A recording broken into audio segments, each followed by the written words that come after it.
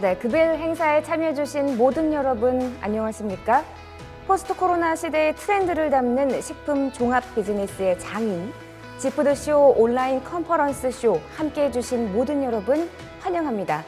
오늘 진행을 맡은 박선영입니다. 반갑습니다. 이번 행사는 경기도가 주최하고 킨텍스가 주관하여 코로나19로 어려움을 겪고 있는 경기도 농식품 기업의 판로 개척을 지원하고 또 실질적인 매출 증진을 지원하고자 이렇게 마련이 되었습니다. 올해는 G푸드, 건강하고 안전한 그린푸드를 슬로건으로 코로나 시대 식품의 안전 가치를 경기도에서 함께 찾아보시겠습니다. 그리고 바쁘신 중에도 불구하고 이렇게 귀한 시간 내셔서 함께해 주신 모든 여러분 다시 한번 깊은 감사의 말씀 드립니다. 본격적인 행사 진행에 앞서서 모두들 아시다시피 이 코로나19로 인해서 이번 행사는 온라인으로 개최가 되게 되었는데요. 현장에서 찾아뵙지 못하는 점 너른 마음으로 이해해 주시면 감사드리겠습니다. 금일 행사는 2022 식품 트렌드라는 주제로 연사 3분과 함께 하시겠는데요. 약 1시간 동안 진행이 되면서 행사가 종료된 후에는 지푸드쇼 공식 유튜브 채널에 영상이 게재가 되겠습니다. 이 점 참고해 주시기 바랍니다. 오늘 컨퍼런스는 앞서 말씀드린 바와 같이 2022 식품 트렌드라는 주제하에 진행이 되겠는데요. 먼저 식품 기업에서 화두가 되고 있는 트렌드, 여러분 알고 계신가요? 바로 ESG입니다. 환경, 사회적 책임, 또 지배구조 개선의 약자가 되겠는데요.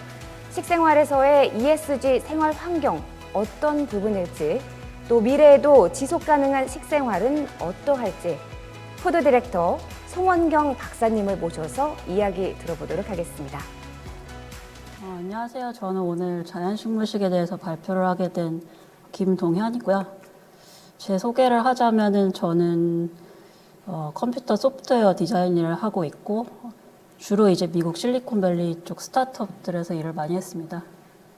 근데 이제 디자인하는 사람이 왜 여기서 자연식물식에 대한 얘기를 하고 있냐면 제가 이제 올해 풀파워라는 책을 한 권 쓰게 됐거든요. 이거는 되게 육식 위주의 식단에서 제가 자연식물식으로 바꾸게 된 그 과정이 계기가 됐는데요.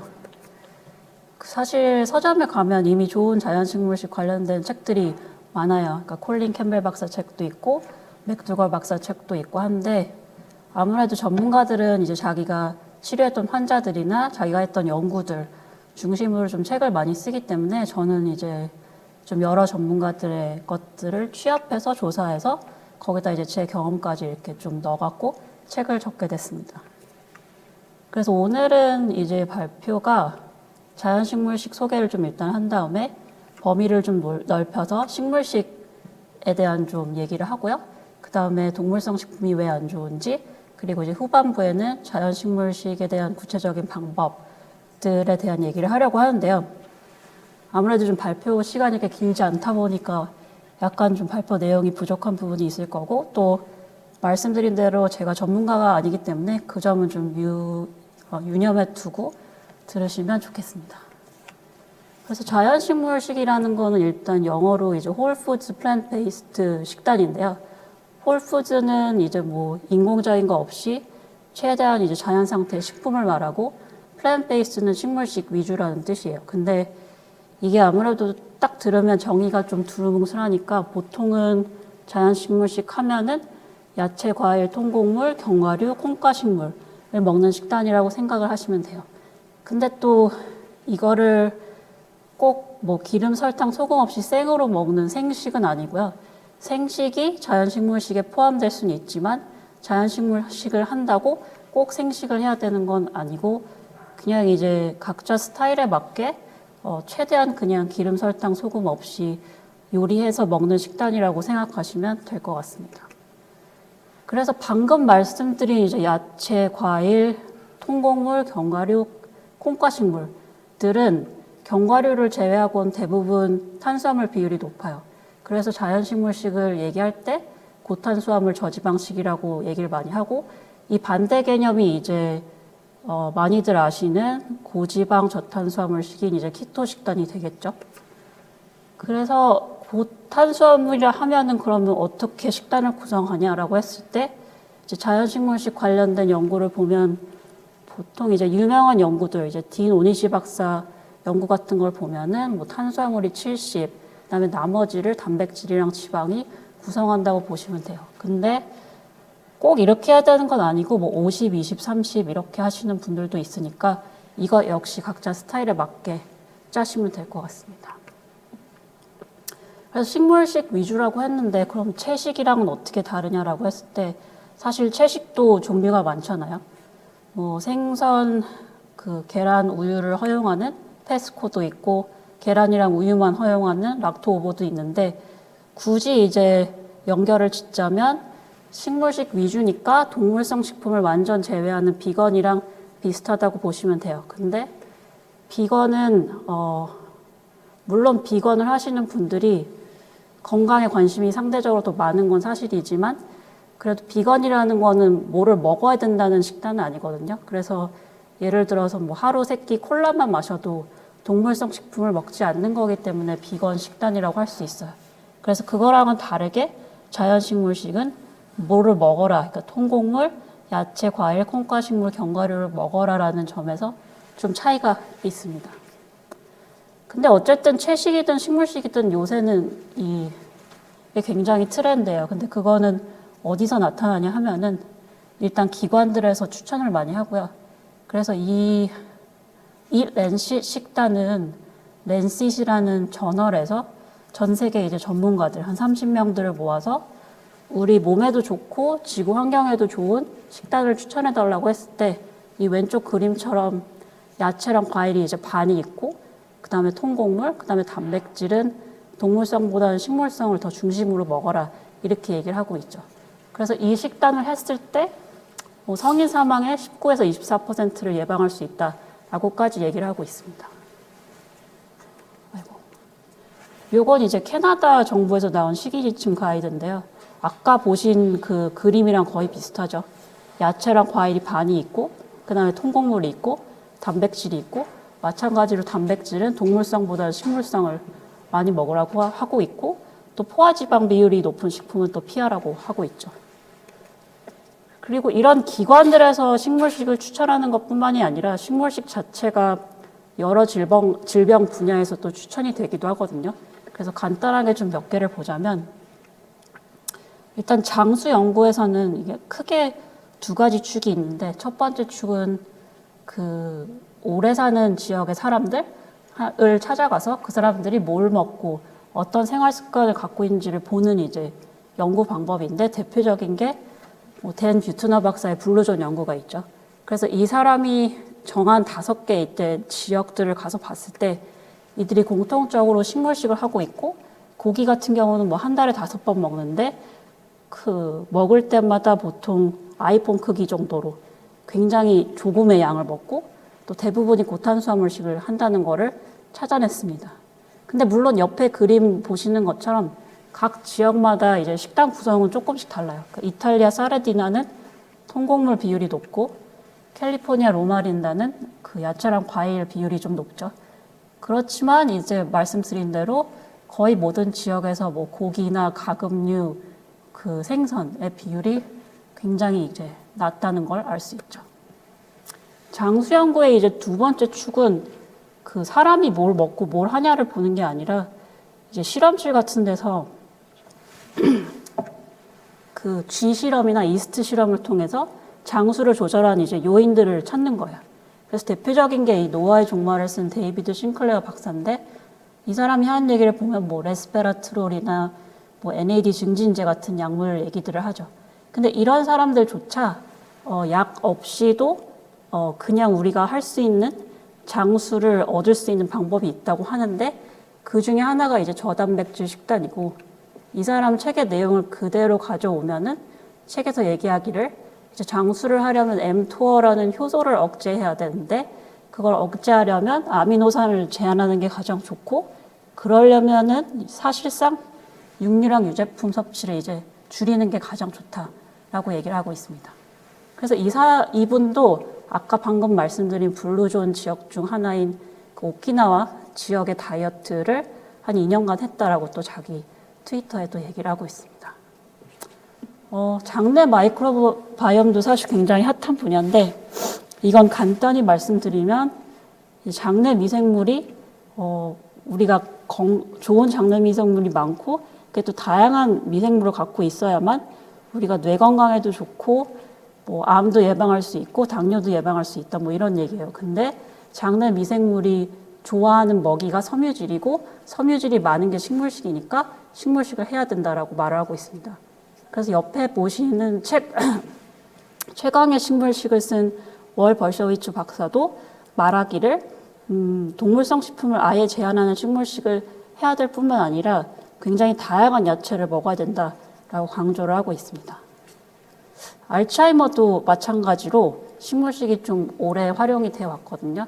대표적인 게 이제 마인드 식단이라고 이거는 지중해식 식단이라고 보시면 되는데 지중해식 식단은 식물식 위주인데 거기다가 뭐 오일이나 그 생선, 닭고기 정도는 이제 허용하는 식단이에요. 그래서 이런 식단을 했을 때 많은 연구들에서 알츠하이머 위험이 낮아지는 것들을 규명했고요. 근데 요새 이제 알츠하이머 연구를 많이 하시는 이제 세르자이 박사 부부. 그러니까 우리나라에는 죽을 때까지 치매 없이 사는 법, 이 책이 번역이 됐는데요. 이 사람들은 그 지중해식 식단 말고 거기서 아예 동물성 식품을 다 빼고 그냥 식물식을 하는 게 뇌 건강에 가장 좋다라고 얘기를 하고 있습니다. 암에 있어서도 이제 식물식이 활용이 되는데요. 이 혈관 신생성은 간단히 얘기를 하면은 암세포가 이제 뻗어 나가려면은 혈관을 통해서 영양이 공급돼야 되는데 이 혈관이 생성되는 거 자체를 차단을 하게 되면은 우리가 암세포를 굶겨 죽일 수 있다. 뭐 이런 주장이에요. 그래서 이거를 윌리엄 리 박사라는 사람이 많이 얘기를 하는데 결과적으로 혈관 신생을 억제하는 음식들의 많은 부분이 식물성 식품이라는 거죠. 그래서 이 사람 책을 보면은 크게 다섯 가지 음식을 강조하는데 그게 뭐 감자, 키위, 석류, 블루베리, 그다음에 마시는 녹차가 있죠. 이런 질병 분야뿐만이 아니라 자연식물식 단독으로 또 이제 연구를 하시는 분들이 많아요. 이 딘 오니시 박사 같은 경우에는 그 환자들을 이제 두 그룹으로 나눠서 각각 이렇게 랜덤하게 한쪽은 일반식, 한쪽은 이제 자연식물식을 하게 했을 때 뭐 관상동맥 질환 환자들이나 전립선암 환자들 모두 이제 식물식을 한 쪽이 효과를 보였죠. 그러면 왜 이런 차이를 보이고 또 질병 분야에 있어서 두각을 나타내냐 하면은 그거는 식물성 식품이 갖고 있는 뭐 여러 가지 성분들 때문이죠. 그건 뭐 섬유질이 될 수도 있고 피토케미컬이 될 수도 있고 뭐 항산화제가 될 수도 있고 식물성 스테롤이 될 수도 있는데 문제는 이게 식물성 식품에는 다 많아요. 근데 동물성 식품에는 아예 없거나 굉장히 적다는 게 문제죠. 그럼 여기서 좀 의문이 드실 게 식물성 식품이 좋다는 건 알겠다. 근데 내가 고기를 계속 많이 먹으면서 그 야채랑 과일 조금만 더 챙겨서 먹으면 되는 거 아니냐라고 생각하실 수가 있는데 그게 그렇게 간단한 문제는 아니거든요. 왜냐하면 동물성 식품이 이제 질병과 연관이 있기 때문입니다.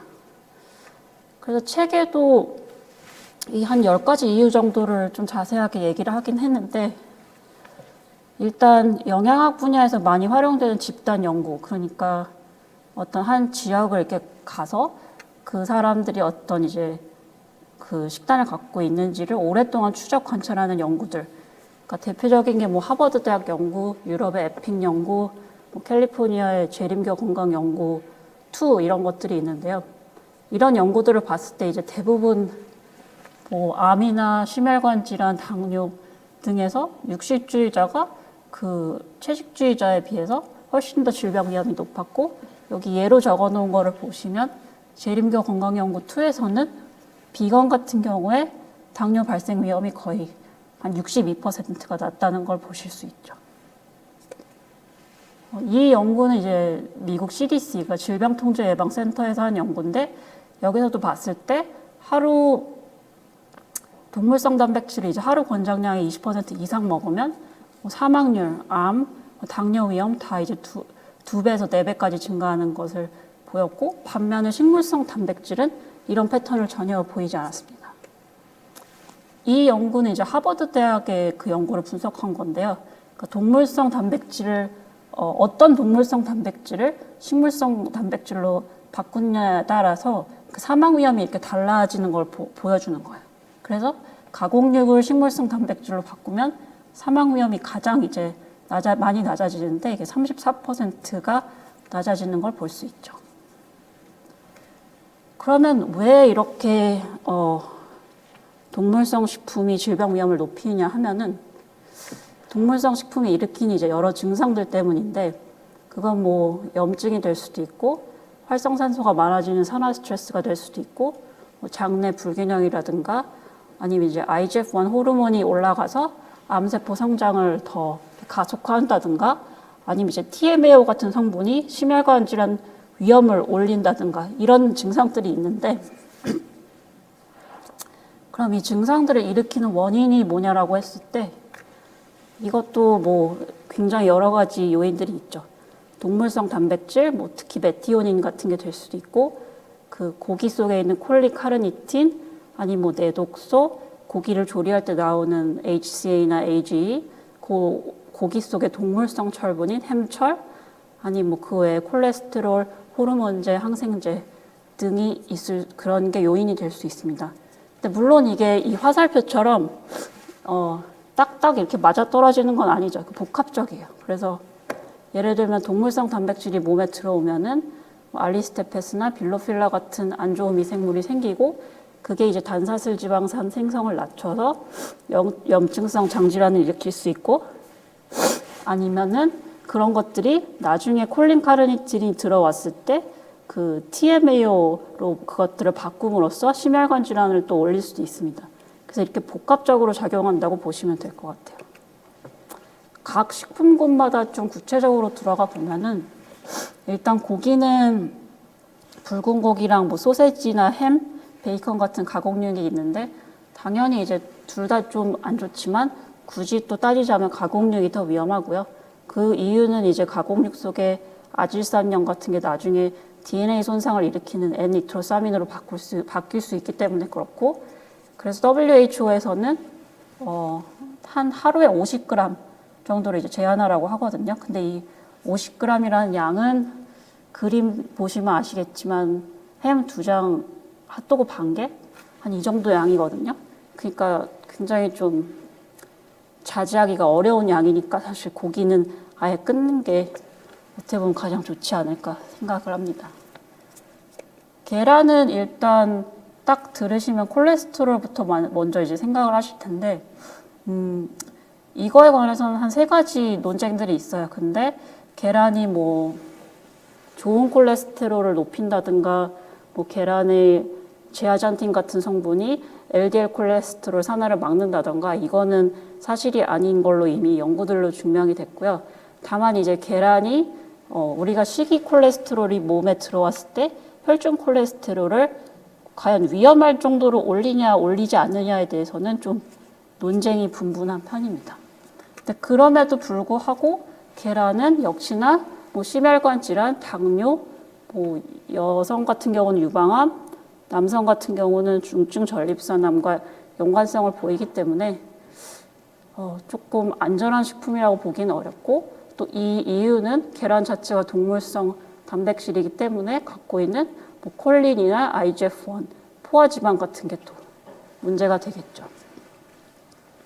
유제품은 이미 많이 아시지만 뼈 건강에 좋지 않고요. 광고랑은 다르게 오히려 골절률을 높인다는 연구들도 많고 또 여성 같은 경우에는 유방암, 남성 같은 경우는 이제 전립선암과 관련이 있는데 사실 유제품이 대장암 위험을 낮춘다는 연구들은 있어요. 그렇지만 대장암 위험을 낮추자고 또 나머지 암 위험을 높일 수는 없는 거니까 좀 피해야 되는 식품이고 또 이제 우유에 대한 논문을 쓴 그 데이비드 루드위그 박사가 자기 블로그에 쓴 글을 보면은 제가 인상 깊었던 부분이 결국에는 우유는 개발도상국처럼 아주 영양 공급이 부족하지 않은 이상 먹어야 될 필요가 없다라고 분명히 얘기를 하고 있습니다.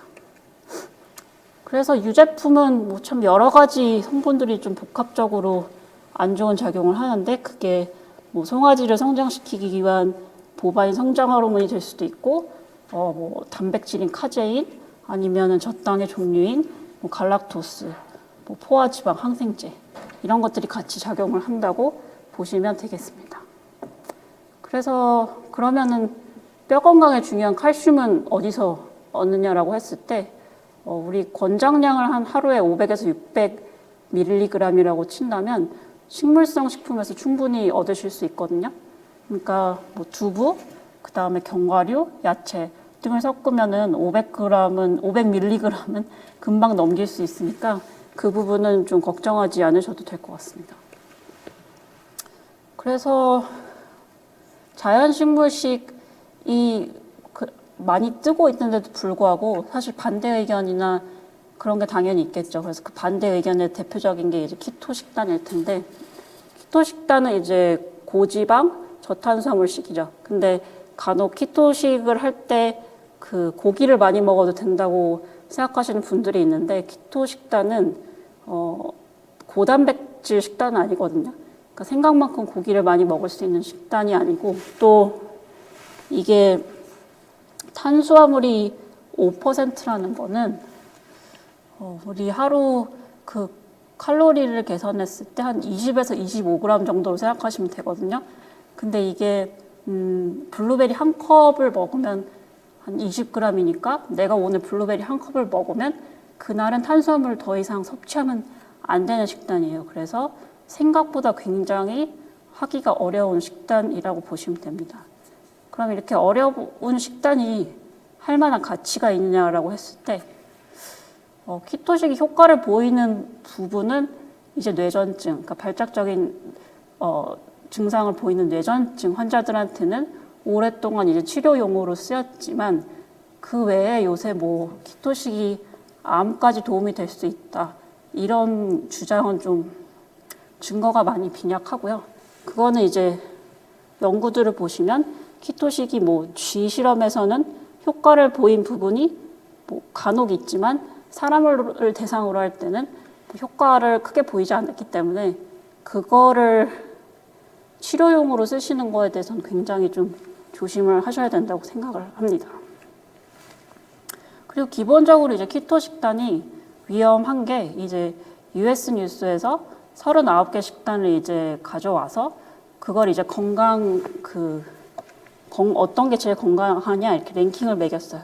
그랬을 때 키토 식단은 그 39개 중에 꼴찌를 했거든요.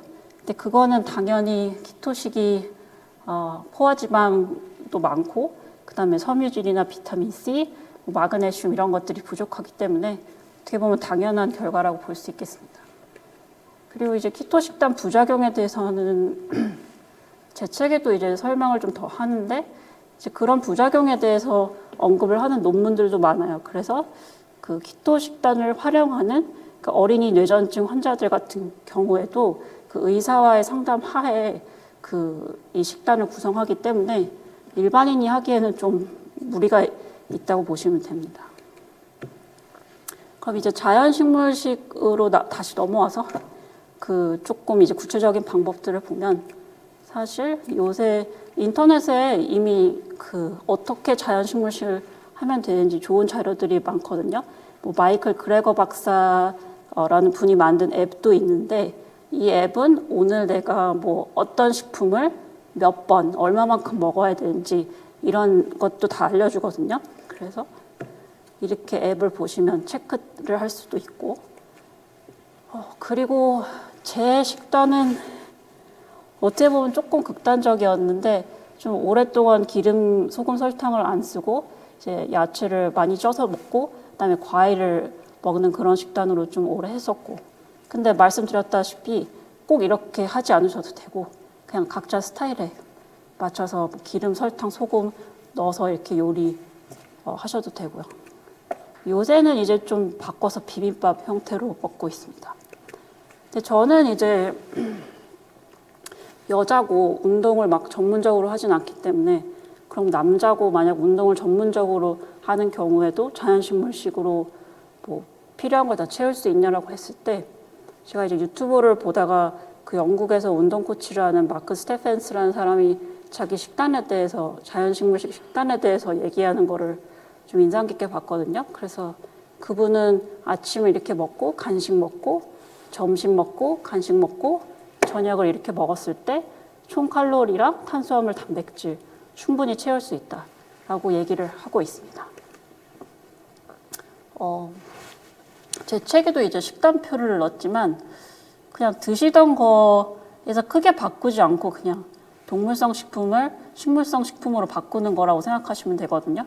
그래서 뭐 우유 대신 두유, 뭐 버터 대신 아몬드 버터, 뭐 기름 대신 저염 간장, 뭐 소금 대신 양파 이런 식으로 바꾸시면 되고 쌀밥 대신 현미밥, 뭐 스파게티 면 대신 이제 비슷한 모양을 내는 호박, 그다음에 아이스크림 대신 뭐 얼린 바나나 이런 식으로 하시면 되고요. 그리고 또 역시나 유튜브에 이제 굉장히 레시피 채널들이 많아요. 그 문숙님 채널도 있고 서정화의 건강밥상, 그다음에 캘리포니아 건강밥상 이런 채널들 보시면은 정말 이제 최소한의 어떻게 보면은 그 인공적인 재료로 우리가 먹는 뭐 빵이나 떡까지 만들 수 있거든요. 그러니까 활용을 하시면 될 것 같고 그리고 자연식물식 관련 다큐는 사실 좀 넷플릭스에 많은데 뭐 워터 헬스나 게임 체인저스 같은 것들을 좀 찾아보시면 좋을 것 같습니다. 자연식물식에 대한 이제 오해를 몇 가지 최종적으로 좀 짚고 넘어가려고 하는데 탄수화물은 좀 시간이 없을 것 같고 일단 단백질에 대해서는 자연식물식을 할 때 우리가 필요한 단백질을 다 얻을 수 있냐 이게 좀 가장 많이 듣는 질문인 것 같아요. 근데 당연히 얻을 수 있고요. 이제 여자가 이제 하루에 필요한 단백질이 한 45g, 남자가 이제 한 55g이라고 했을 때 옆에 표를 보시면 아시겠지만 콩이랑 견과류, 야채 합치면은 금방 이제 50g 넘길 수 있고 반대로 동물성 식품은 이제 스테이크 한 조각을 먹어도 62g이잖아요. 그래서 앞 슬라이드에서도 보셨지만 동물성 단백질 과잉, 그러니까 예를 들면 메티오닌 같은 게 너무 많으면 그게 오히려 질병 위험을 높일 수가 있거든요. 그러니까 동물성 식품이 단백질 섭취에 있어서 그렇게 좋은 방향은 아니라는 거를 말씀드리고 싶고 그리고 이제 연구들에서도 이미 충분하다는 게 나온 게 뭐 에픽 연구, 뭐 프랑스의 누트리넷 연구, 뭐 재림교 건강 연구 2 이런 것들을 보시면은 동물성 식품을 아예 제외하는 사람들이 단백질 섭취량이 어떻게 되냐라고 봤을 때 보시는 것처럼 다들 평균 이상을 권장량 이상을 먹고 있죠. 간혹 이제 식물성 식품에 필수 아미노산 9가지가 다 들어있지 않고 동물성 식품에만 들어있다라고 그 질문도 봤는데 식물성 식품에도 필수 아미노산 9가지가 다 들어있어요. 다만 견과류 같은 경우에는 라이신이 하루 권장량보다 조금 못 미치게 들어있죠. 근데 이거는 만약에 우리가 하루 3끼를 견과류만 먹는다라고 했을 때는 문제가 되겠지만 그렇게 먹는 분들은 거의 없잖아요.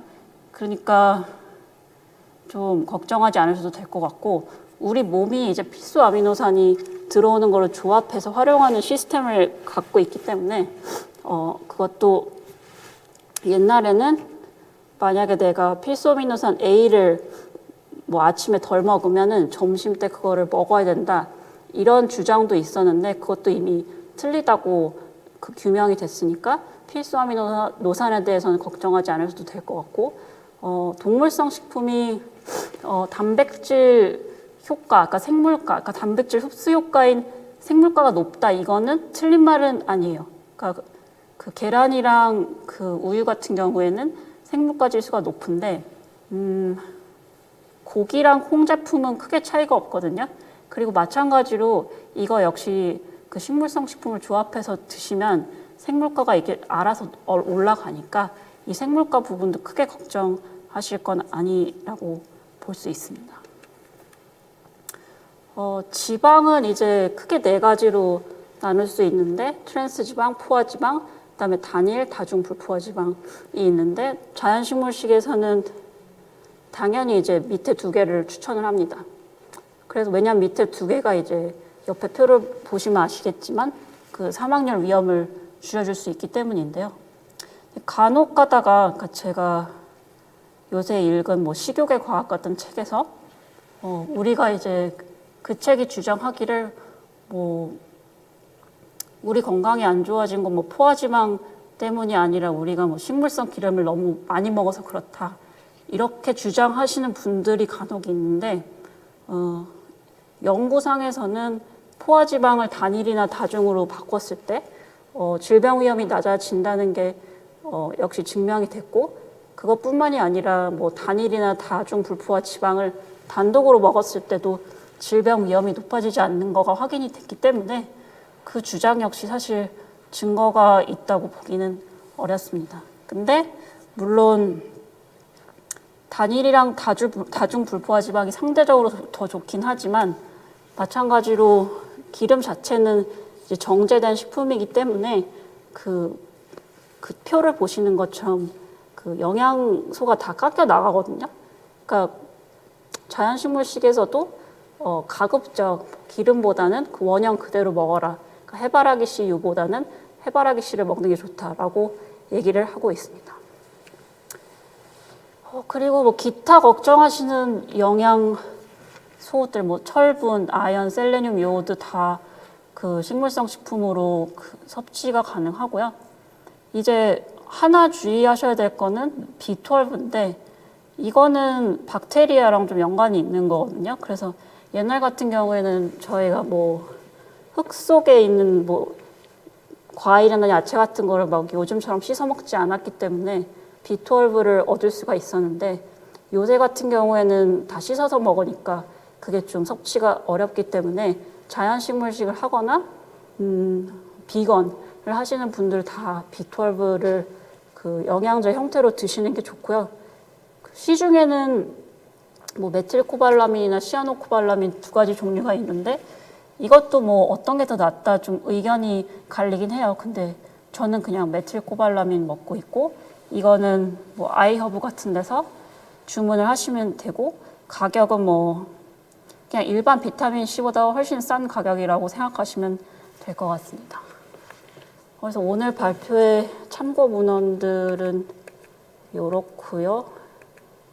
그리고 아까 말씀드린 뭐 제가 동의하지 않는 의견들이나 책에 대해서 인스타그램에 가끔 올리긴 하는데 또 자주 올리진 않아서 관심 있으신 분들은 가서 한번 보셔도 좋을 것 같습니다. 감사합니다. 네, 박사님 강연 잘 들어보았습니다. 한 통계에 따르면 소비 시장의 주역인 MZ세대는 ESG 분야 중 환경에 가장 높은 관심을 보이고 있다고 하는데요. 기업의 윤리, 환경 활동을 중시하는 가치 소비자인 경향이 두드러진다고 합니다. 또한 박사님이 말씀해 주신 대로 주변만 돌아보더라도 많은 변화가 일어나고 있는 것 같은데요.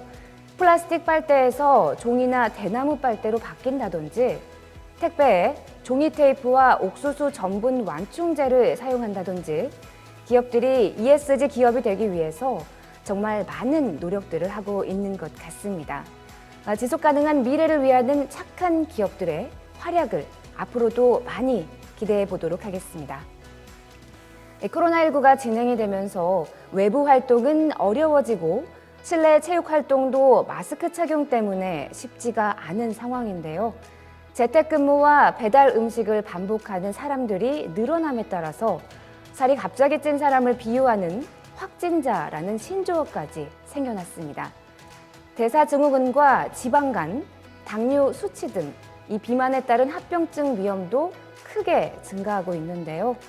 이런 시대에 자연 식물식을 이용한 건강 관리 방법을 제시해 주실 풀파워의 저자 김동현 작가님 모셔봤습니다. 안녕하십니까. 식품산업과 ESG 트렌드를 주제로 지속가능한 식생활에 대해 준비한 송원경입니다. 최근 라이프스타일 트렌드의 최고 화두는 ESG, Environment, Social, Governance라 하죠. 식생활과 메가 트렌드인 ESG를 연결, 음식과 환경, 푸드테크, 유통에 대해서 알아보고자 합니다. 트렌드는 지금 살아가고 있는 시간의 흐름, 동시대의 유행이라고 하죠. 주력계층 소비자들의 생각이나 에너지가 어디로 모이는가를 관찰하는 일이기도 합니다. 음식 트렌드 역시 보통 20대나 30대 활동력이 가장 많은 소비계층의 라이프 스타일과 식생활 소비 패턴으로 말할 수 있습니다. 세계인을 집에 머물게 한 코로나 팬데믹은 우리가 지금까지 겪어보지 않았던 삶이었죠. 태어날 때부터 디지털 환경에서 자라난 세대는 재택근무가 아무런 문제가 없었고 또 집안에서 식사를 해결하면서 먹는 문제에 대해서 생각할 수 있는 시간과 여유를 만들기도 했습니다. 배달과 택배는 우리를 편하게 했지만 쌓여가는 일회용품과 쓰레기로 약간의 죄책감을 느끼게도 하면서 환경에 대한 생각도 생겼습니다. 코로나 팬데믹으로 고객을 받을 수 없던 외식 기업은 HMR과 RMR 밀키트로 발빠르게 체질을 개선하며 가정으로 들어가 생존과 성장을 도모해 나갔습니다. 식품 기업은 1, 2인용 소포장을 주력으로 했고 식사를 해결할 수 있는 밥이나 면, 반찬을 상품화했습니다. HMR은 도시락 해결용 냉동 간편식에서 가정 식사용으로 성장했고 유럽에서 많이 보이던 그로서리 마켓도 보여지고 RMR은 전문 셰프의 실력이 융합되면서 고급화되고 프리미엄화되고 있습니다. 유통과 플랫폼의 발달로 온라인과 배달 등 식품 구매 채널 또한 다양하게 진화하고 있습니다. 지속 가능한 소비란 무엇일까요? 지속 가능성은 미래 유지 가능성이며 미래 식품 산업의 주요 안건이기도 합니다. 영국 협회에서는 지속 가능한 소비를 환경을 보호하고 자연 자원을 현명하게 사용하며 미래 소비자의 삶을 파괴하지 않는 범위 내에서 소비하는 것이라고 정의합니다. 2050년 전 세계 인구는 지금보다 30% 증가할 것으로 보이고 인구 증가에 따른 육류 소비 역시 당연히 증가될 것이고 그에 따른 육류 부족도 나타난다는 보고서가 아주 많습니다. 이 표는 우리가 지금처럼 생활할 때 30년 후에 필요한 지구의 개수라고 합니다. 한국을 봐도 2.3개가 필요합니다. 하나의 지구로는 살아갈 수 없다는 이야기죠. 인도나 인도네시아처럼 채식 인구가 많은 나라는 1개 이내로 지속 가능하고 호주나 아르헨티나처럼 육식 인구가 많은 나라는 지구가 무려 7개 이상이 필요해서 육류 소비를 줄이지 않으면 안 된다는 이야기가 되겠죠. 이런 엄청난 예측만 보더라도 하나밖에 없는 지구에서 우리가 살아남으려면 반드시 해야 하는 활동이 ESG 아닐까 합니다. 기후위기의 시대에 탄소를 발생시키지 않는 행동은 전 세계의 흐름이며 우리의 목표입니다. 식품에서도 농업, 자연식품, 책임감 있게 키운 가축, 또 재활용과 재사용, 또 필요한 만큼의 낭비하지 않는 음식 소비는 지구를 지속 가능할 수 있게 합니다. 살아남고 싶다면 ESG 하라. 이 말이 정답이죠. 기업의 ESG 경영 활동은 환경보호에 앞장서고 사회적 약자에 대한 지원, 또 사회공헌 활동과 운영 방식, 인사관리, 조직문화 등 지배구조를 투명하게 하고 윤리를 준수하는 경영활동이라 말할 수 있습니다. 여기에 사람의 권리뿐만 아니라 동물의 복지처럼 가축의 사육 방식이나 만드는 사람의 이야기도 포함되겠고요. 지금의 젊은 세대를 MZ세대라고 하죠. 묶어서 통칭하는 것 자체도 좀 싫어하는 경향은 있지만 우리가 보통 1980년대에서 2000년대 초반 출생한 인구로 국내 인구의 34%를 차지하고 있고요. 약 1700만 명이라고 합니다. 무엇보다도 디지털 환경에 익숙한 세대들이죠. 이들은 집단보다는 개인적인 성향이 무척 강해서 나의 기준, 나의 취향이 중요하고 내가 좋아하면 열심히 하는 스타일들이죠. 항상 온라인과 연결되어 있으니 엄청난 정보 파급력을 갖고 있고 또 수제, 핸드메이드처럼 직접 만든 또 직접 재배한 것들에 대한 가치를 두기도 합니다. 자신이 추구하는 가치를 표현하기 위해서라면 팔아주기 운동도 열심히 하고 또는 불매 운동도 마다하지 않습니다. 팬데믹 이후에 가장 큰 고민거리는 빈곤과 일자리 양극화가 될 것이라고 합니다. 식생활 역시 양극화가 나타나고 있습니다. 먹는다는 것이 생명 유지와 건강을 위해서였다면 새로운 소비 권력 MZ세대의 식생활은 자기 표현이라고 할 수 있습니다. 위생이나 안전, 럭셔리, 편리함, 재미, 문화, 환경 등 여러 가지 음식을 통해서 다양한 개인의 가치를 표현하고 있습니다. 아래 표는 2020년 덴츠 보고서에서 식생활 양극화에 대한 내용을 다룬 내용입니다. 요리에 들이는 시간, 식사에 대한 투자, 하루의 식사 시간, 식사 내용, 소득의 차이로 구분하고 있는데요. 먹는 것이 귀찮고 번거로워서 아무거나 간단하게 한 끼 때우자는 부류가 있고 반대로 손수 만들고 먹는 시간을 즐기며 건강을 생각하는 집단이 있기도 합니다. 주목할 만한 일은 소득이 많을수록 채식을 즐기고 직접 재배하고 조리하고 먹는 시간을 즐긴다는 결과입니다. 그럼 기업이 비건 제품을 왜 열심히 준비해야 되는 걸까요? 왜 비건이라고 말할 수 있겠지만 답은 우리의 고객이 비건이기 때문입니다. 놀라운 건 여러 결과에서 비건이 생각보다 더 많고 또 앞으로도 더 많아질 거라는 겁니다. 기업은 비건 소비자와의 공감을 통해서 하이엔드 푸드 비즈니스가 될 기회로 보고 있습니다. 우리가 보통 채식주의라고 하면 전에는 음식을 가리는 정도였는데 이제는 자연이나 식물을 기반으로 하는 옷이나 가방, 화장품 등 라이프 스타일 전반으로 채식주의가 확대되고 있습니다. 채식만 고집하는 건 어려워도 육류를 자제한다거나 식물성 제품만 사용한다거나 선택적인 채식이 늘고 있고 자연과 가까워져야겠다는 생각은 반려식물이나 가드닝으로 번져 좋은 취미로 되고 있습니다. 텃밭에서 직접 재배한 것에 대한 가치도 커지고 있고요. 더 나아가서는 시골 생활을 동경해서 즐기는 러스틱 라이프 스타일도 나타나고 있습니다.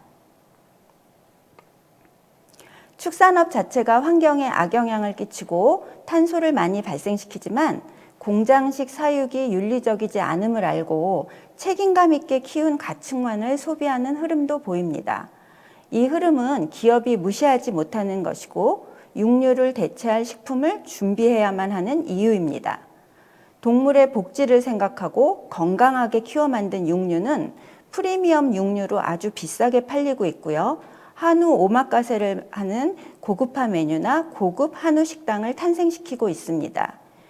비윤리적으로 키워진 육류에 대한 거부는 식물성 고기로 수요가 많이 변화하고 있습니다. 이제는 일반 마트에서도 식물성 단백질로 만든 고기를 쉽게 구할 수 있는 세상이 되었습니다. 우리가 취미로 텃밭은 재배할 수 있겠지만 과연 미래에도 지속될 대규모 농업은 어떤 것일까요? 온라인이 극도로 발달할수록 온라인이 절대 못하는 한 가지는 살아있는 자연이라고 봅니다. 팬데믹을 겪어내면서 자연과 함께하는 또 푸드테크는 농업 분야에서 매우 빠르게 진화하고 있습니다. 데이터를 분석하고 정보를 도입해서 또 거기에 로봇을 이용해서 스마트 농업을 이루고 있고 자원은 보전하면서 농업을 통해 농사의 불확실성을 감소시키는 친환경과 경제성을 동시에 달성하고 지속 가능한 농업의 미래를 스마트 농업은 가능케 하고 있습니다.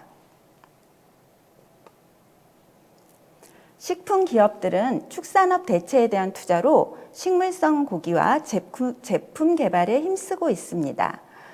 베이스 제품 개발을 통하여 스타벅스 등에서도 샌드위치나 파스타, 함박 등 다양한 간편식 메뉴가 시판되고 있습니다. 녹두로 만든 계란도 출시되었고 또 3D 프린터로 만들어낸 육류도 보여지고 있으며 환경과 동물을 생각하며 건강에도 좋은 식품 개발에 대한 수요가 높아짐에 따라 기업도 적극 개발하고 있습니다. ESG는 이제 친환경을 넘어 필환경의 시대입니다. 제품 포장재, 용기, 유통 포장재 등 환경, 생태계 문제를 해결하지 못하면 이제는 더 이상 기업이 장사할 수 없는 세상입니다. 반드시 환경을 지켜야 되는 세상이죠.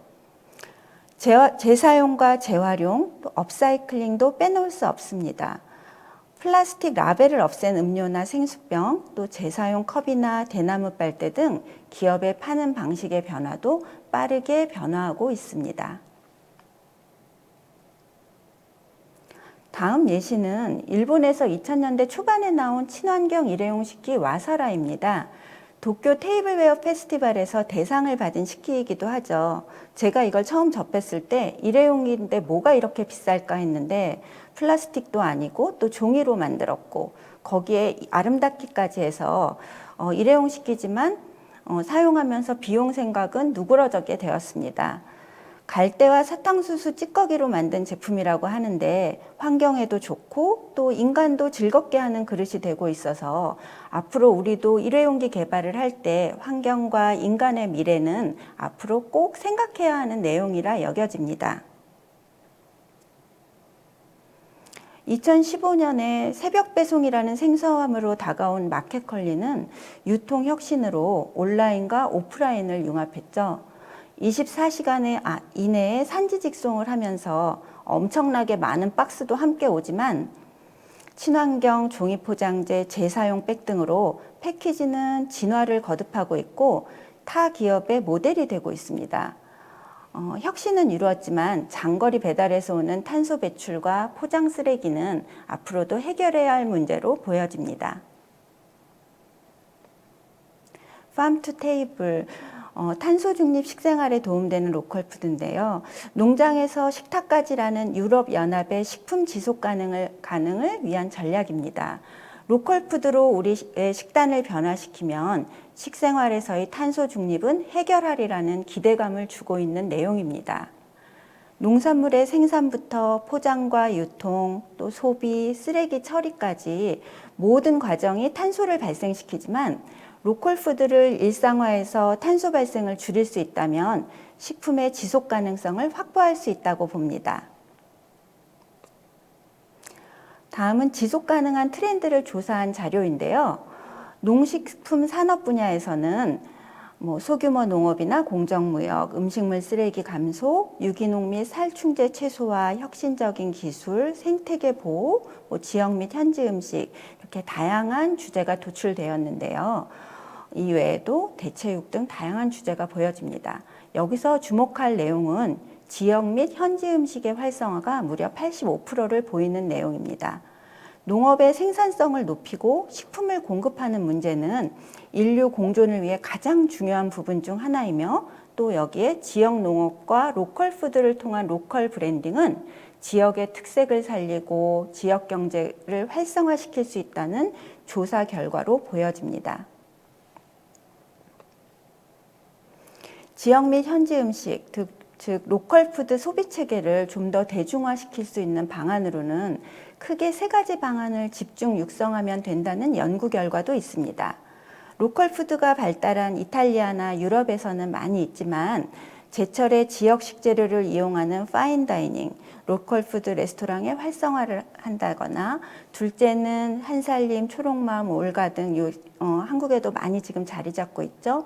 유기농 슈퍼마켓에서 로컬 푸드 진입을 판매한다거나 유통할 수 있고 또 라이브 커머스를 통한 지방의 로컬 푸드가 진입을 한다는 것. 또 세 번째는 로컬 푸드를 이용한 골목 상권의 확충입니다. 성수동이나 광장시장, 해화동의 마르쉐, 양평의 리버마켓 등에서도 보여지고 있고요. 또 완주나 제주 등의 지역에서도 아주 활발하게 진행되고 있죠. 향후 우리의 특색 있는 5일장 문화 등과 젊은 감성이 세련되게 접목된다면 이렇게 로컬 상권은 더 활성되리라고 기대해 봅니다. ES 식생활이 가능한 로컬푸드는 장거리 운송을 줄여서 탄소 배출을 줄이고 지역과 환경을 생각하는 식생활을 위한 실천 수단입니다. ESG는 어쩌면 지금까지와는 다른 생활이기도 합니다. 친환경 식생활은 더 돈이 들기는 하지만 그래도 해야 하는 일입니다. 농작물과 가축류는 친환경에 맞게 생산하고 가까운 지역의 농산물로 자연식단을 구성하고 먹을 만큼만 재배하고 유통하여 음식 쓰레기를 발생시키지 않는 모두가 공감하는 음식 소비 문화, 하나뿐인 지구를 생각하는 ESG 식생활 라이프를 즐겼으면 합니다. 감사합니다. 네, 작가님 강연 잘 들어봤습니다. 자연 식물식은 처음 들어봤는데요. 이름만 듣고는 채식의 다른 말인가 싶었습니다. 가공을 최소화한 식물성 식품 위주로 식사를 하는 방법이라고 하니까 채식보다는 좀 더 쉽게 접근할 수 있을 것 같습니다. 자연 식물식과 더불어서 코로나19 사태 이후로 식생활이 가장 크고 빠르게 변화가 되고 있는 부분인 것 같은데요. 즉석밥이나 냉동식품, 수산물 간편식과 같은 간편식 시장이 점점 커지고 있습니다. 그중에서도 가장 크게 증가하고 있는 세 부분이 있다고 하는데요. 건강한 한 끼를 위한 수산물 간편식, 간편 집밥을 위한 밀키트, 신선 식재료를 위한 새벽 배송. 오늘 이 세 가지 키워드에 대해서 경험을 토대로 이야기를 해주실 연사님을 모셔봤습니다. 자녀에게 좋은 식품을 먹이고 싶은 아빠의 마음으로 로컬 푸드로 밀키트를 만들고 산지에서 새벽 직송을 시작하시게 된 미스터 아빠 서준열 대표님 모셔봤습니다. 네, 안녕하세요. 반갑습니다. 미스터 아빠 서준열 대표입니다. 오늘 로컬 푸드 그리고 밀키트 새벽 배송 이야기를 할 건데요. 제가 준비한 현장에 있는 저희 재미있는 영상이 있습니다. 한번 보시겠습니다. 저희는 고객님들이 주문을 함과 동시에 재배된 상품이 소분센터로 들어가게 됩니다. 그 소분센터와 약 500m 떨어진 곳에 저희 물류센터장이 있습니다. 상품 포장을 하고 바로 물류센터를 거쳐서 배송이 이루어지기 때문에 48시간 내에 생산지에서 고객님 식탁까지 갈 수 있는 이 풀 콜드 체인이 형성돼 있다고 보시면 되는데요. 최근에는 온라인뿐만 아니라 이런 오프라인의 매장을 운영을 함으로써 보다 더 재고 회전율을 높였는데요. 오프라인 매장에서 고객님들이 직접 눈으로 보고 상품을 구매를 하실 수 있고 오프라인 매장에서 온라인 쇼핑몰로 비교해서 주문을 하실 수 있습니다. 이런 옴니 채널을 통해서 보다 신선한 산지 먹거리를 고객들이 선택할 수 있게 안전하게 제공을 할 수 있습니다. 경남에서 생산되고 있는 많은 신선식품들을 주문하면 다음날 아침 7시에 서울, 경기, 인천, 수도권에 새벽 배송을 하고 있고요. 풀피먼트를 통해서 풀 콜드 체인, 산지에서 나가는 순간부터 가정까지 신선함을 책임질 수 있다는 의미에서 불응을 선택을 했습니다. 콜드체인 물류센터와 야채, 수산, 과일, 밀키트 소분센터를 운영하고 있는데 로컬푸드가 이들의 소분센터와 연결되어 고품질의 밀키트 제작에 큰 역할을 하고 있다. 로컬리즘이라고 해서 로컬에서 생산된 로컬 푸드를 그 지역에 있는 소비자들이 직접 소비를 해서 이 지역에 있는 경제가 순환이 잘 되도록 하는 그런 마중물 역할을 하고자 이런 밀키트 제작도 로컬 푸드를 이용하고 있습니다. 점차 커져가는 밀키트 시장. 신선함과 정성을 경쟁력으로 이 시장에 뛰어들어 점차 영향력을 키워나가고 있는 이들의 마음이 전국으로 퍼져나가길 함께 지켜보도록 하자. 네, 잘 보셨나요? 지금 보신 영상은 경상남도 창원, 함안읍 여기서 좀 벌어지는 이야기들인데요. 저희 미스터 아빠는 작년 6월입니다. 6월에 저희가 법인을 설립을 했고 로컬 푸드로 시작을 하기 위해서 지역에서 저희가 거점을 마련을 했습니다. 그래서 저희가 이런 많은 농가들 이야기 그리고 산지 직송 이런 이야기들을 제가 오늘 할 건데요. 제가 그러면 오늘 저희 회사뿐만 아니라 왜 밀키트를 생산했고 이런 로컬 밀키트를 저희가 전개하게 되었는지 설명을 좀 드리겠습니다. 저는 약 12년간 그 유통회사 대기업에서 직장인으로 생활을 했습니다. 제가 2004년도에 입사를 했었는데요. 그때 당시 제가 이제 LG 유통이라는 대기업에 입사를 했더니 그 인사 담당을 하시는 분께서 제가 신입생으로 근무할 수 있는 사업부가 4가지가 있다고 했습니다. 첫 번째는 백화점, 그리고 마트, 편의점, 그리고 마지막은 이야기를 안 하더라고요. 그래서 제가 마지막은 뭐냐고 물어봤더니 너무 힘들어서 여기는 이 지원을 잘 안 하니까 이 앞에 3개 중에 선택을 해라. 그래서 제가 마지막을 꼭 말씀해 주시라고 했더니 슈퍼마켓이었습니다.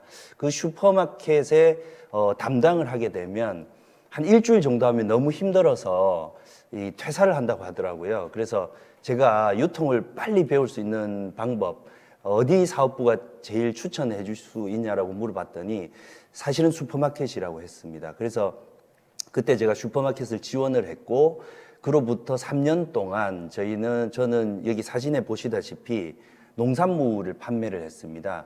뭐 생선 대가리도 잘라봤고요. 그 다음에 뭐 감자도 팔고 배추도 팔면서 정말 그 싱싱한 농산물을 판매를 했는데 그때 느낀 게 있습니다. 이 농산물들이 보통 매장에 도착을 하게 되면 이게 과연 산지, 저희가 흙이라고 하죠. 흙으로부터 몇 시간 후에 도착하는지를 굉장히 궁금했거든요. 왜냐하면 오후가 되면 이 파릇파릇한 이런 생물들이 조금 시들해지더라고요. 그래서 제가 그때 생각한 건 농산물을 그냥 바로 산지에서 이렇게 가져와서 판매를 한다면 참 고객도 좋고 관리하는 사람도 좋을 거다라고 생각을 했어요. 그러다가 저는 이제 본사에 근무를 하게 되었고 마지막으로 제가 근무했던 게 온라인 쇼핑몰이었습니다. 그래서 오프라인에 있는 매장에 담당도 해봤고 온라인의 마케팅이나 온라인 MD를 하다 보니까 온라인과 오프라인의 각각 좋은 요소들 그리고 실패 요인들을 좀 알게 되더라고요. 그래서 저한테는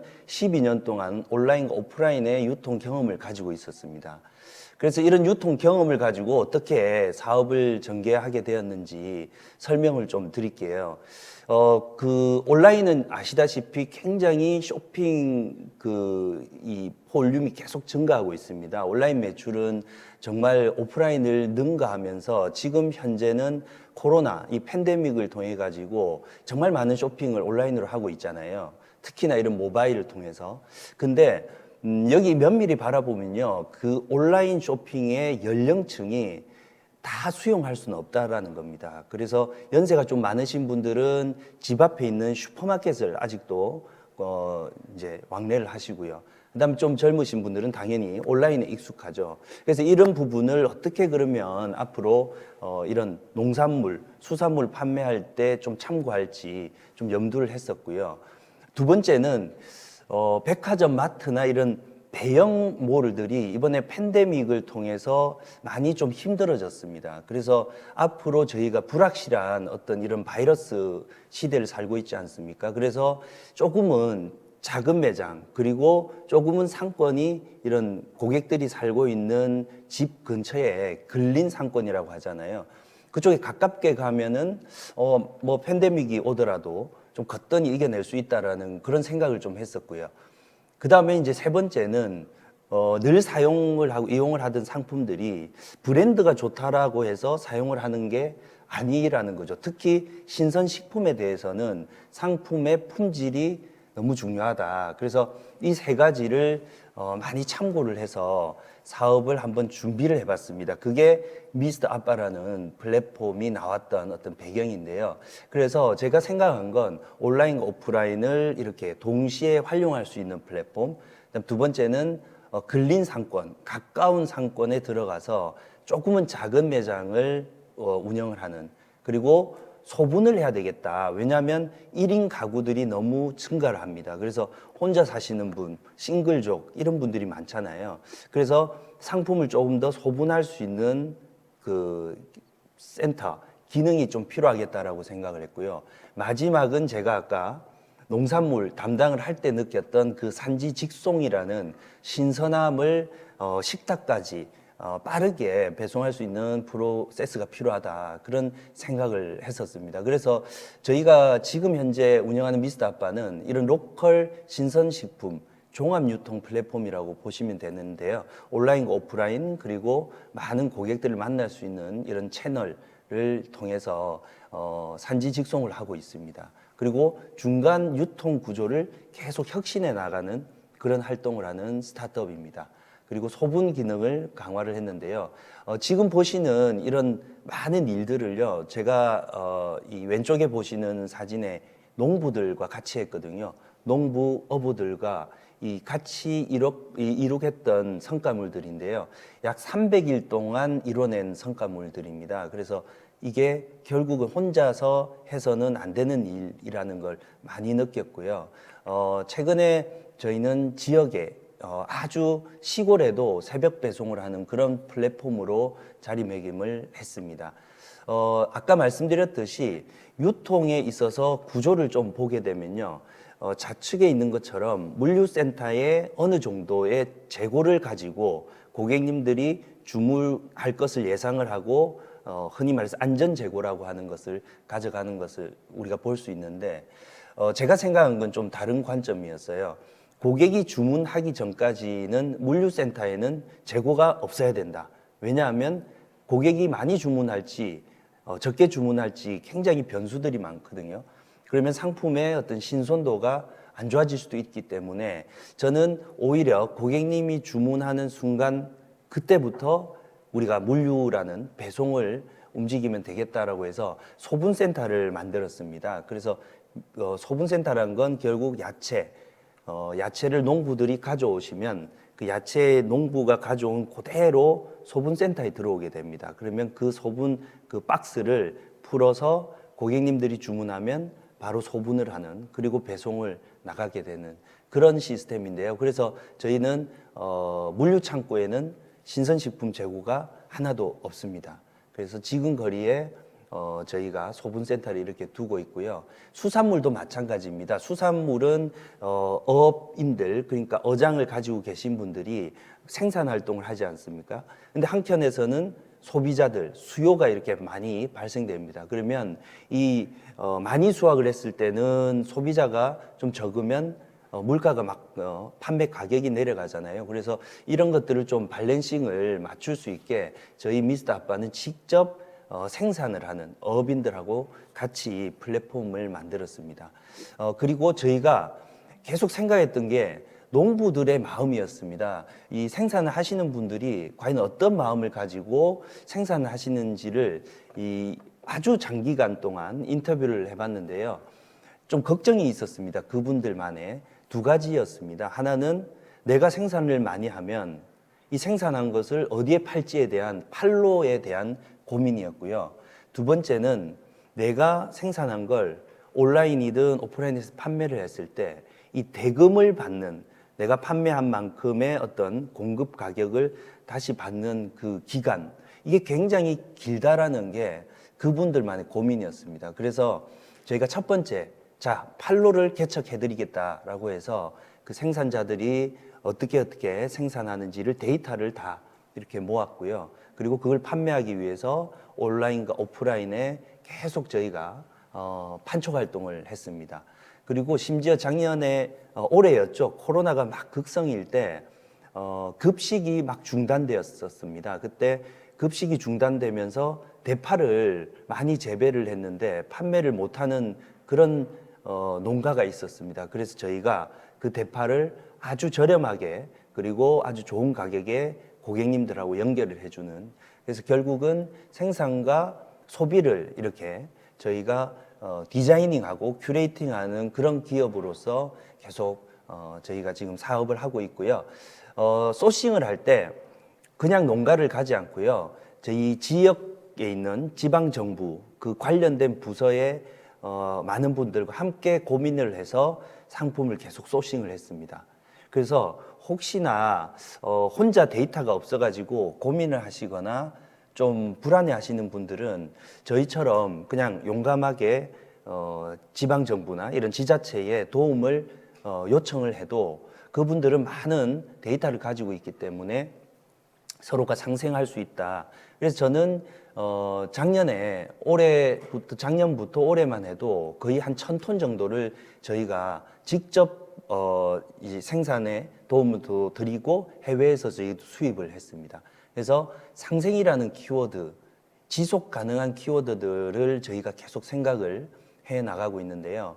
그래서 미스터 아빠는 농부들에게 아빠가 되겠다. 이런 사명감을 가지고 사업을 전개하고 있습니다. 그리고 이 지금 왼쪽에 보시는 것처럼 그냥 지역에 있는 상품을 계속 소싱을 한다고 해결되지는 않더라고요. 고객님들이 이 내용을 알아야 되겠더라고요. 그래서 저희가 한 건 상품마다 어디 지역에서 이게 생산되었는지를 명확하게 고객님들이 인지할 수 있게 그 생산 지역 뒤에 프레시, 경남이다. 그러면 경남 프레시, 경북 프레시 이런 식으로 상품의 패키징을 다 바꿨습니다. 이 바꾸는 과정에서도 지방정부의 어떤 도움을 받았고요.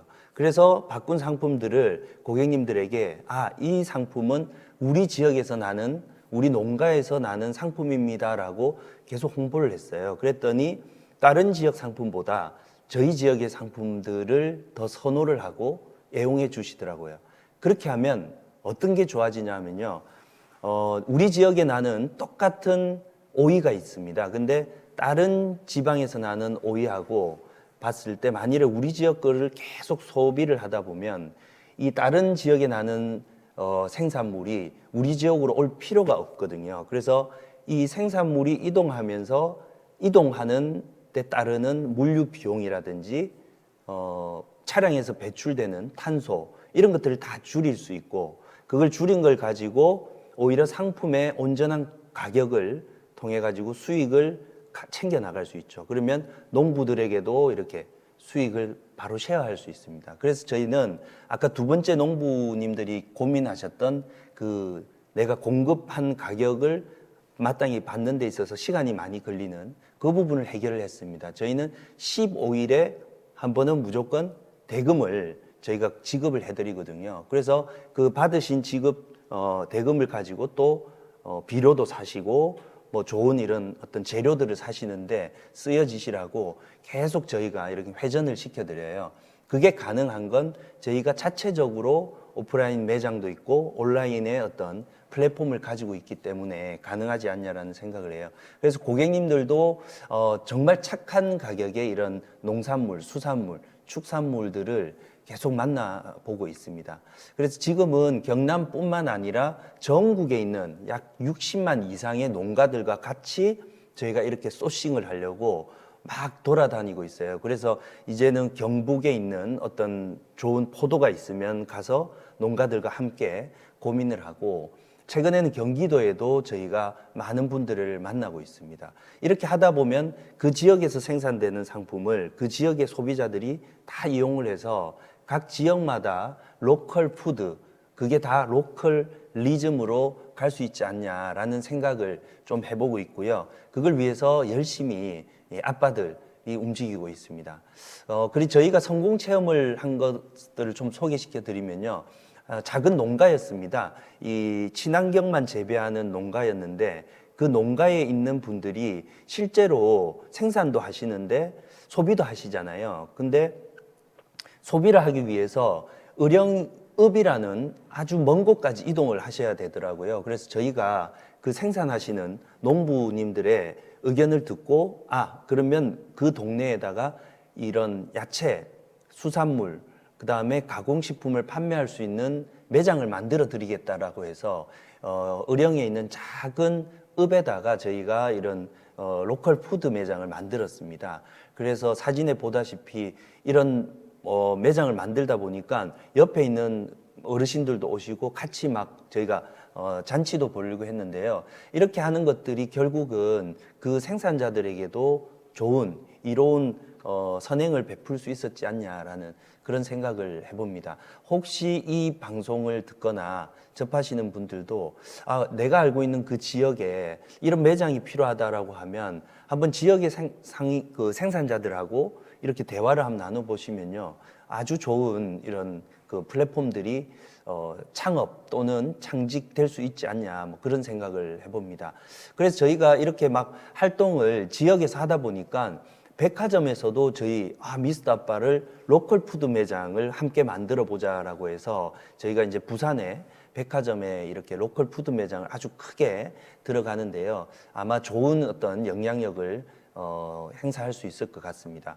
그리고 공간이 있다면 어떤 곳이든 저희는 판매를 할 수 있는 플랫폼이라고 생각하거든요. 그래서 지금 현재 우체국을 운영하시는 우체국장님들도 우리 공간을 활용을 해가지고 지역에 있는 생산자들을 많이 이렇게 소싱을 도와드리고, 그다음 지역의 소비자들이 보다 신선하게 상품을 만날 수 있도록 우체국의 공간을 활용하라, 이런 말씀을 해주셔가지고 아주 좋은 또 모델이 나올 것 같습니다.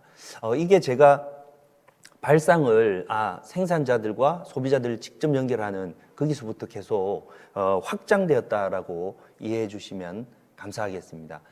그래서 저희가 오프라인 매장을 지금 계속 만들고 있거든요.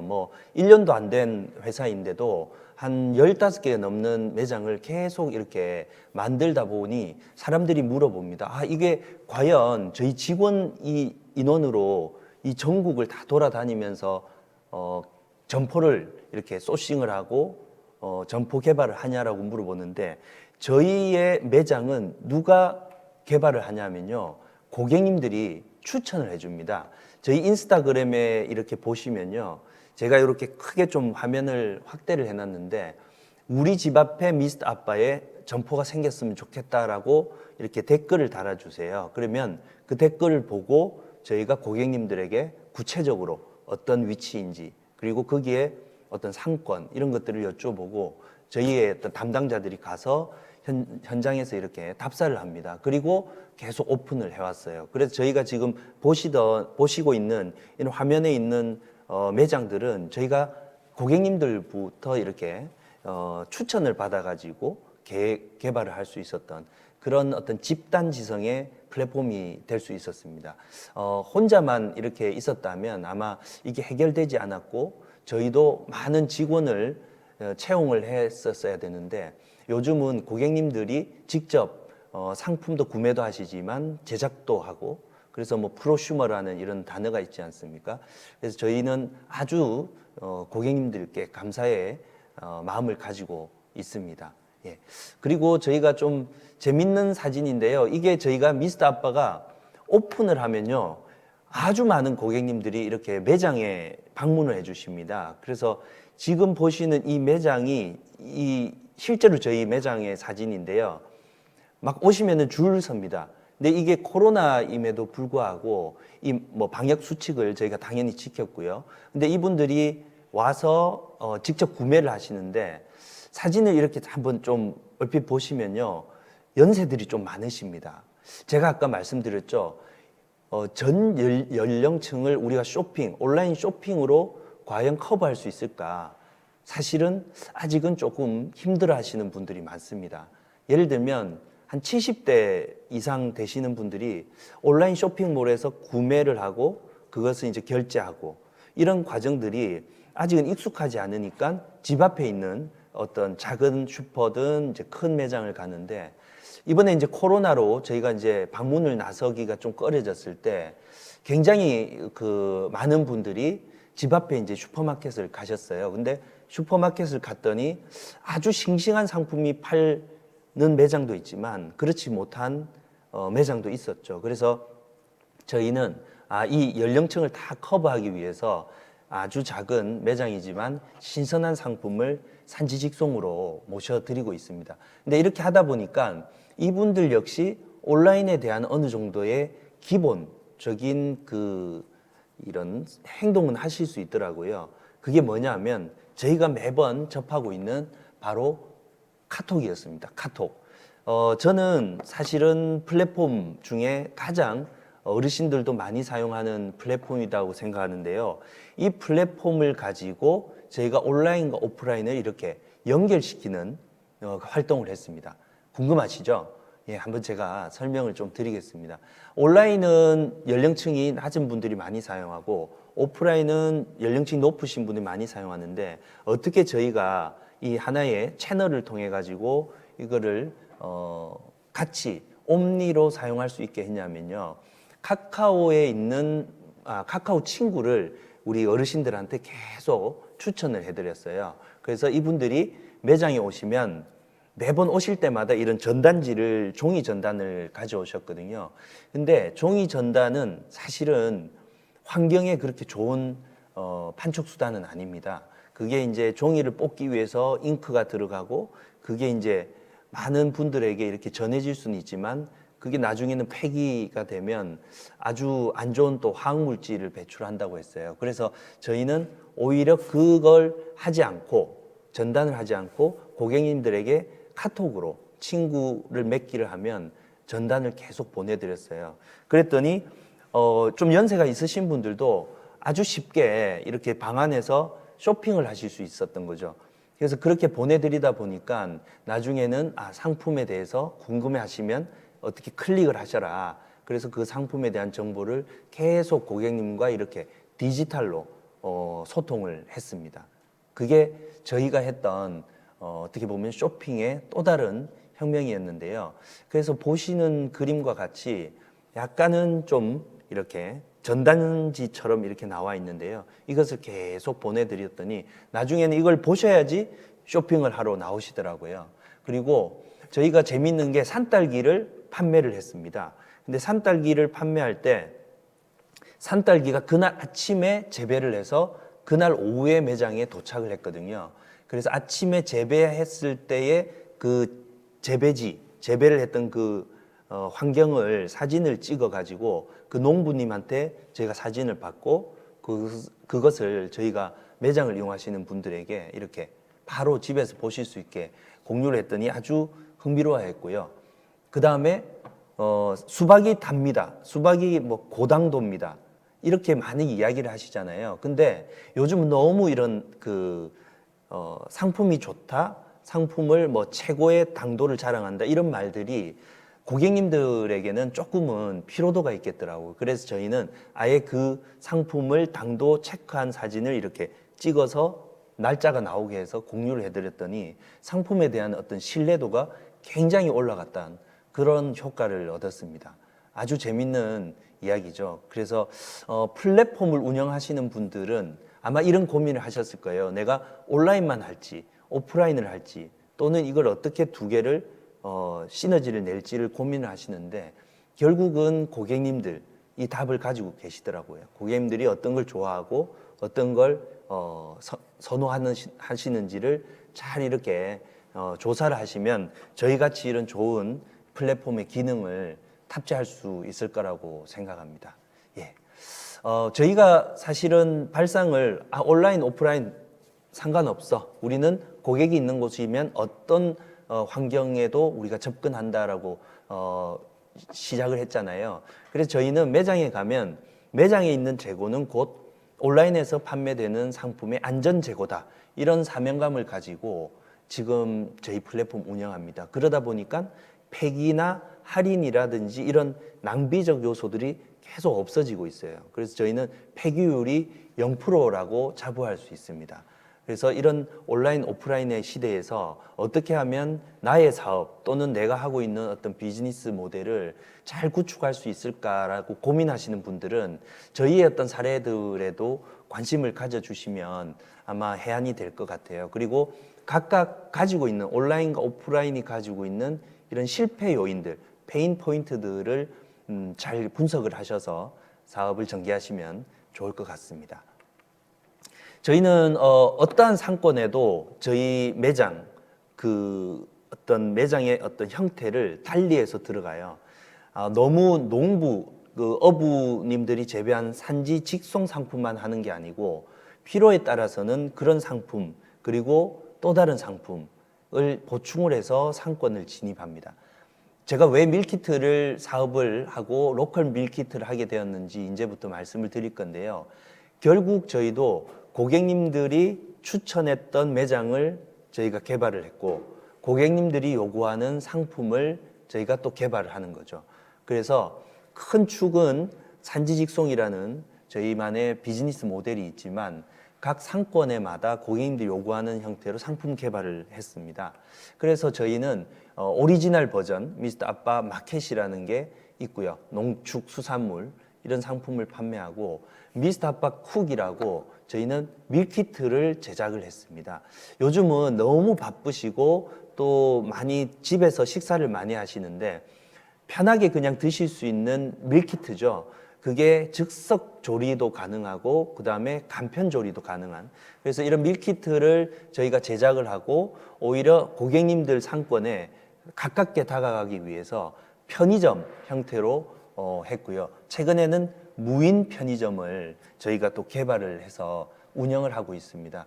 그래서 전국의 많은 분들을 저희가 밀키트 1, 2인이 먹을 수 있는 작은 1, 2인 소분 밀키트를 제공을 하고 있고요. 그 다음에 또 과일을 여러분들 많이 드시잖아요. 근데 과일을 먹다 보면 막 많이 먹으면 조금 남게 되고 그게 너무 아까워서 그거를 어떻게 뭐 갈아서 먹든 착즙 주스 뭐 이렇게 드시는데 저희도 이제 그런 매장에서 조금은 신선도가 떨어진다 그러면 그 상품을 가지고 바로 저희가 즉석에서 이렇게 과일 주스를 만드는 그런 것도 저희가 개발을 했습니다. 그리고 24시간 무인으로 돌아가는 어떤 꼭 그 신선식품이 아니고요. 평소에 이렇게 많이 접하시는 뭐 문구류라든지 아이들 장난감이라든지 이런 것들도 같이 운영을 하는 매장도 있고요. 그래서 이런 것들 역시 고객님들이 다 요구를 하고 요청해서 만들어진 그런 상품들이에요. 아까 말씀드렸던 조금 남는 이런 상품들이 있잖아요. 뭐 과일 중에 조금 흠이 있다든지 아니면 과일도 이렇게 떨어져서 그리고 낙과수라고 하죠. 이런 과일들은 조금 흠이 있지만 안에 있는 당도는 굉장히 좋거든요. 그리고 조금은 못난이 과일 야채를 저희가 이렇게 매입을 해가지고 지금 보시는 상품처럼 아주 이쁘게 포장을 하고 고객님들이 아주 친근하게 만날 수 있도록 이렇게 개발을 했습니다. 그리고 냉동 아이스크림도 개발을 하고요. 또 선물을 할 때 아주 이쁜 포장에 이런 크라프트 친환경 포장지에 포장을 해서 선물할 수 있도록 이런 상품들을 개발하고 있습니다. 상품은 곧 가장 좋은 투자입니다. 여러분 꼭 명심을 하시고요. 계속 고민을 하시고 하시면 좋을 것 같고요. 저희는 상품과 컨셉, 문화를 함께 적응해 나가는 그런 플랫폼입니다. 그래서 저희가 밀키트 이야기를 마지막으로 좀 드리면요. 야채, 과일, 수산을 계속 소분을 해서 저희가 판매를 하다 보니까 이것들 역시 너무 좋은 상품이 될 수 있겠다. 그래서 밀키트 상품으로 저희가 개발을 했습니다.